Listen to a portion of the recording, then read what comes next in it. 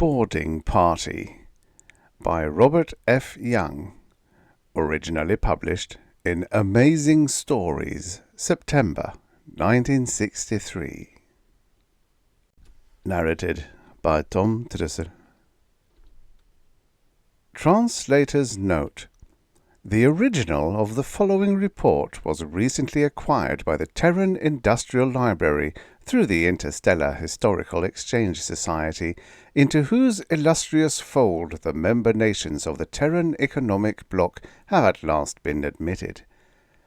The narrative is of primary interest to the library officials because it provides unequivocal proof that, long before the interstellar economic community took official cognizance of our existence, several articles of community commerce found their way into our culture. To the layman, however, the narrative is of primary interest because it provides an intriguing parallel to a narrative of an altogether different nature. 2. Interstellar Nurseries, Frim 4.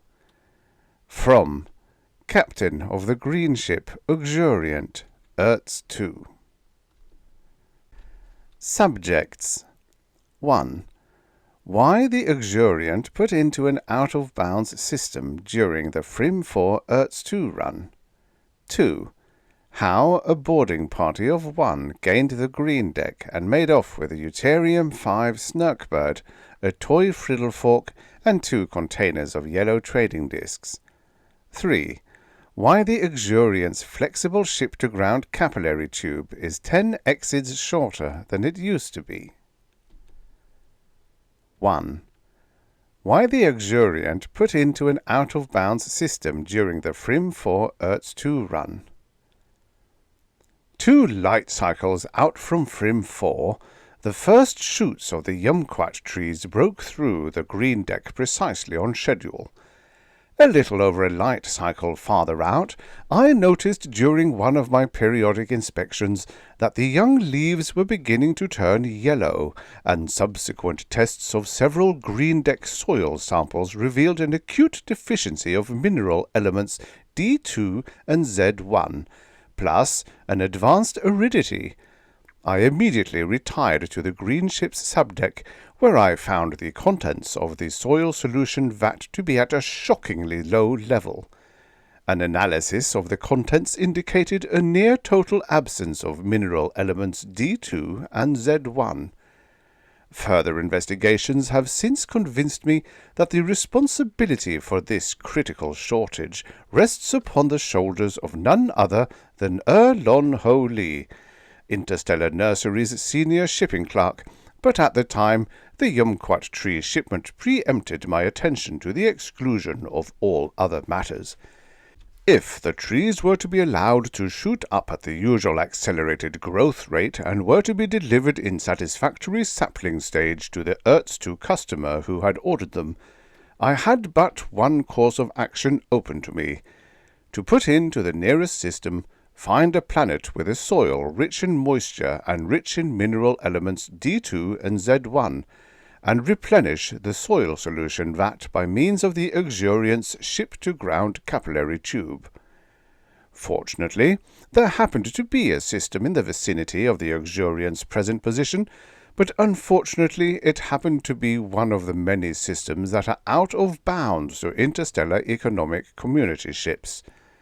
Before coming to a decision, then, I had to weigh the importance of my mission against the risk of causing a substantial interference in the normal evolution of an extra-community culture, a possibility that is always present when a community ship is forced to enter an out-of-bounds system.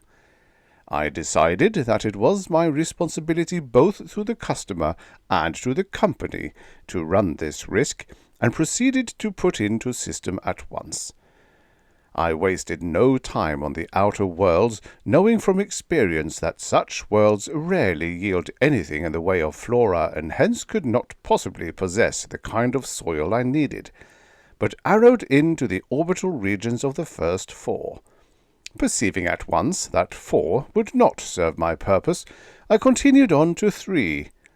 3 turned out to be a Frim 4 type planet in all respects, save its slightly smaller size. It also turned out to be the reason for the system's having been placed out of bounds. I was not surprised. One seldom finds soil of the type employed by Frim 4 nurseries without finding intelligent life in the immediate vicinity. In this instance, I used the term intelligent life in its broadest sense, for the several civilizations I trans-checked at random revealed technologies not far removed from the Paleolithic stage, and in one case, in the very midst of it. On several of the land masses I detected scattered deposits of the soil type I needed, and I could have replenished the Luxuriance soil solution vat from any of them. However, I chose an unusually rich one on a large island near the major landmass, reasoning that the less time I consumed in the operation, the less chance there would be of my occasioning a substantial interference in the normal evolution of an extra-community culture. This particular deposit bordered a small community of scattered thatch-roofed dwellings and abounded in trees similar to the Yumquat species. After activating the Luxuriance Ventral Camouflage Unit, I brought the green ship down to about 200 myriads, graved it into position above the edge of the forest, and opened the capillary tube lock. I timed my maneuver to coincide with the passing of the dusk belt, but, reluctant to attract any more attention than was absolutely necessary, I waited through most of the ensuing night phase before lowering the capillary tube. Unfortunately, I erred somewhat in my calculations, and the tube's rhizomorphous feeding system, owing partially to the rather strong wind that had sprung up during the night phase, entered the soil much closer to one of the native dwellings than I had intended should be the case. However, dawn being near at hand, I lacked sufficient time to recoil and relocate the device, so I left it where it was. I was not particularly worried. The natives' superstitious fear of the tube would probably preclude their approaching it closely enough for them to be able to damage it, and if their superstitious fear of the tube itself was not strong enough to make them keep their distance, their fear of the low-lying cloud from which the tube depended should be. My mind at ease in this respect, then, I reduced the opacity of the hull's upper hemisphere to complete transparency so that the green deck would benefit from the rays of the system's sun, after which I retired to the subdeck to check on the first influx of nutrients into the soil solution vat. The length of the capillary tube prohibited any immediate change in the solution level, so while I waited, I busied myself checking the tubes that run down to the vat from the section of the green deck where the upper extremities of the capillary tube are affixed. Next, I checked the outgoing tubes that feed the green deck soil. By the time I finished, the level had begun to rise. I waited till it rose above the halfway mark. Then I took a sample and ran an analysis. The result delighted me.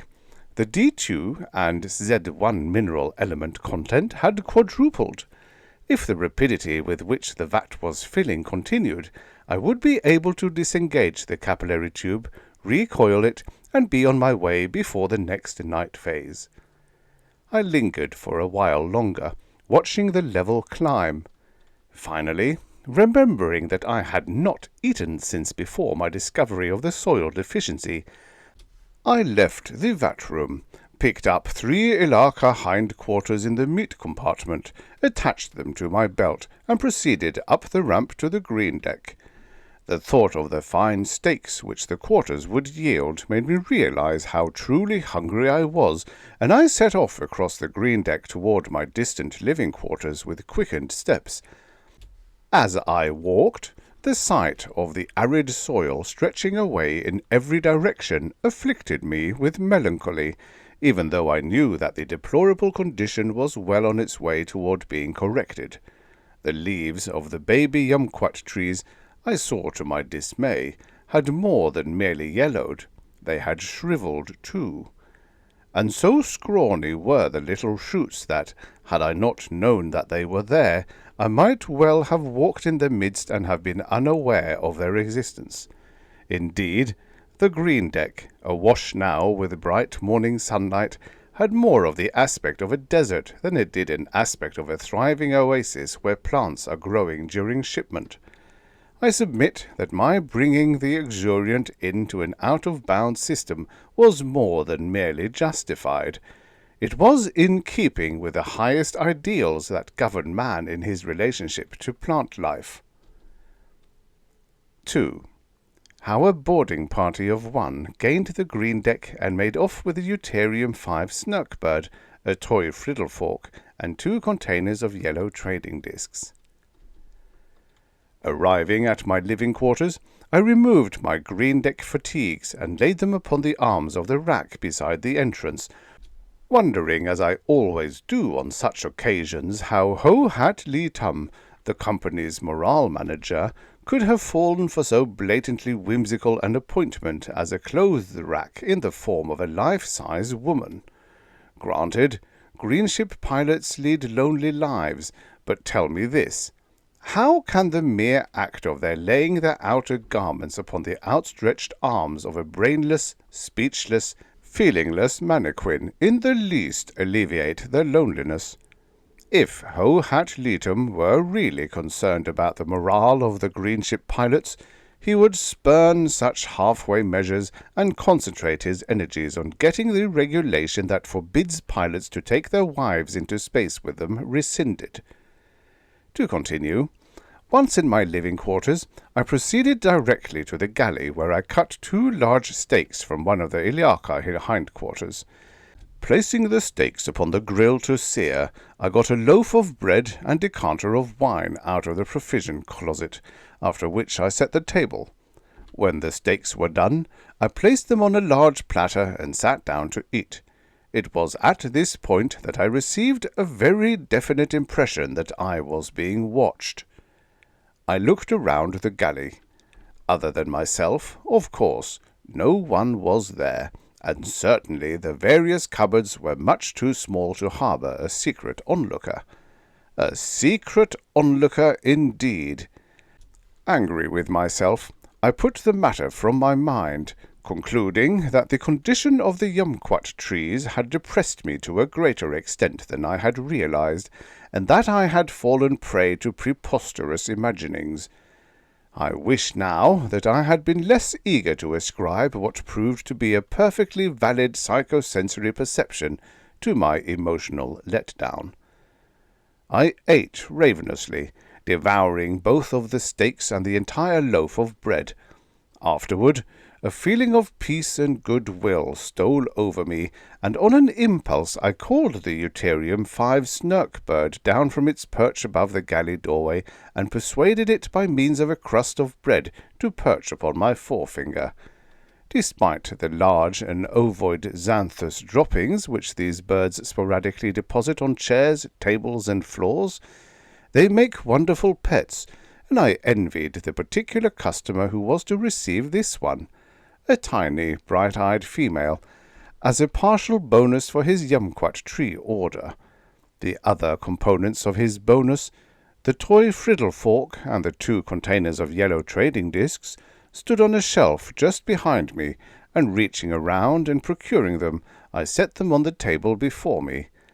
Such evidence of largesse invariably renews my faith in the company, and on long runs I often get out customer bonuses and speculate on the munificence of a concern such as ours.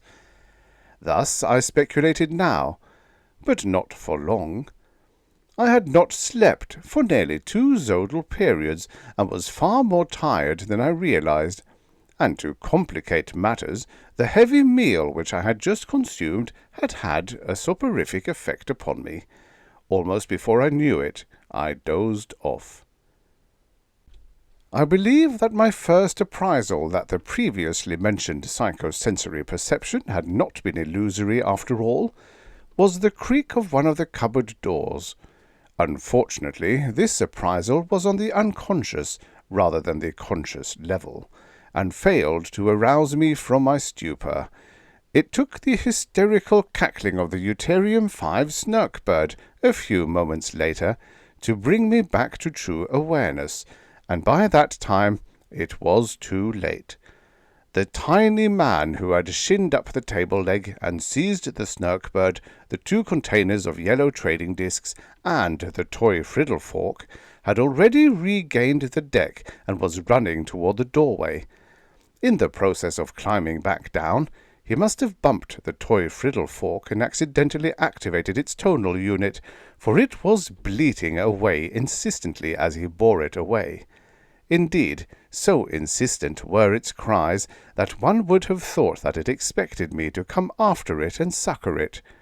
Incredulously, I got to my feet. I saw then that the thief was not a man, but a boy, the tiniest boy that I have ever seen in my whole life. Assuming his stature to be average, it is unlikely that even a full-grown adult of his species would come any higher than a Frim Falls citizen's kneecap. I called after him, uttering my name in as gentle a tone of voice as I could manage, and assuring him that if he would return the articles he had stolen, no harm would come to him. He only ran the faster, and fairly streaked through the galley doorway, down the entrance corridor, and out onto the green deck. I had no choice but to set off in pursuit, and this I did, naively believing that I could overtake him easily. In this I erred indeed. Never have I ever seen anyone run so fast. Why, there were times when I could have sworn that his feet weren't even touching the deck. As I lumbered along in his wake, I wondered how he could conceivably have gotten on board. Had he climbed the capillary tube? This didn't seem possible, in view of the luxuriant's altitude, and in view of his diminutiveness, but I could think of no other answer. There was no need for me to. I saw presently that he had climbed up the tube was unequivocally demonstrated by the ease and the celerity with which he now began to climb down it. 3. Why the luxuriant's flexible ship-to-ground capillary tube is now 10 exids shorter than it used to be. Loath to give up the chase, I started climbing down the tube myself. This is not as difficult as one would at first imagine, as I myself had imagined, in fact, prior to making the attempt. The branch-like protuberances that absorb the sunlight and transmute it into the energy required for the capillary action provide numerous hand and footholds, and had it not been for the almost gale-force wind that had developed, my descent would have been relatively easy. Even with the wind, I found myself in no great danger, and I have no doubt but what I would have reached the ground in due course had I not underestimated the resourcefulness and the bloodthirstiness of my youthful quarry.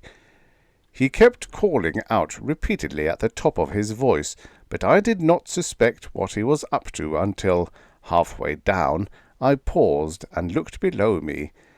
I was just in time to see a woman run out of the thatch-roofed dwelling near which the tube had rooted itself, and hand him a small object the very moment his feet touched the ground.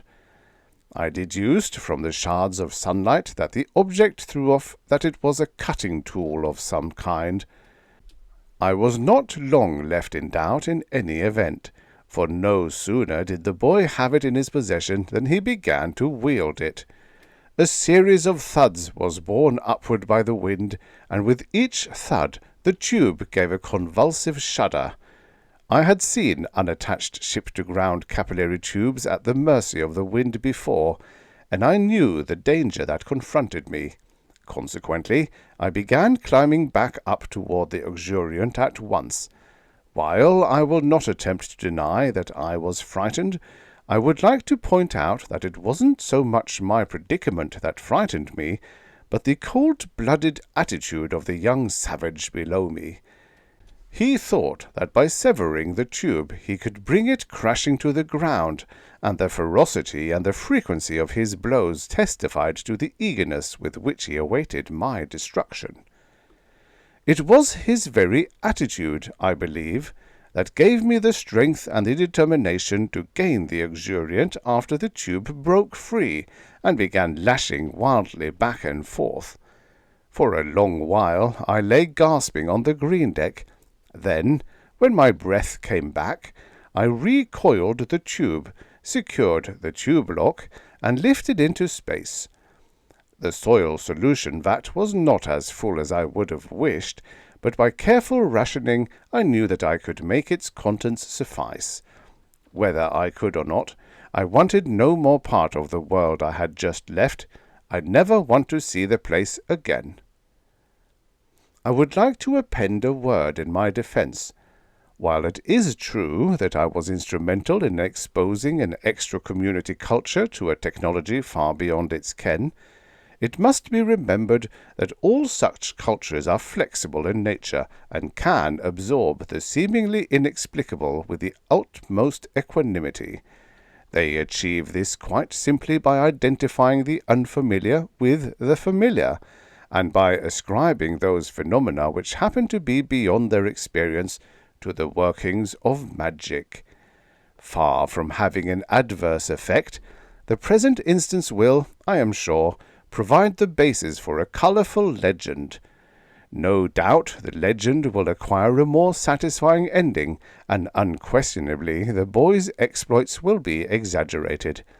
As regards the Deuterium 5 snark bird, the toy Friddlefork, and the 2 containers of yellow trading discs, you may be sure that the young rascal had already identified them with objects with which he was familiar, and which he coveted, before he left the galley cupboard in which he was hiding. If he had not done so, he would not have stolen them. In any case, I am not unduly bitter about their loss, even though I must make that loss good. The measure of a Frim 4 citizen's true worth is the quantity of his magnanimity. Hence, I hope that both the boy and the woman, probably his mother, live happily ever after. Signed, Fee Fi Fo Fum.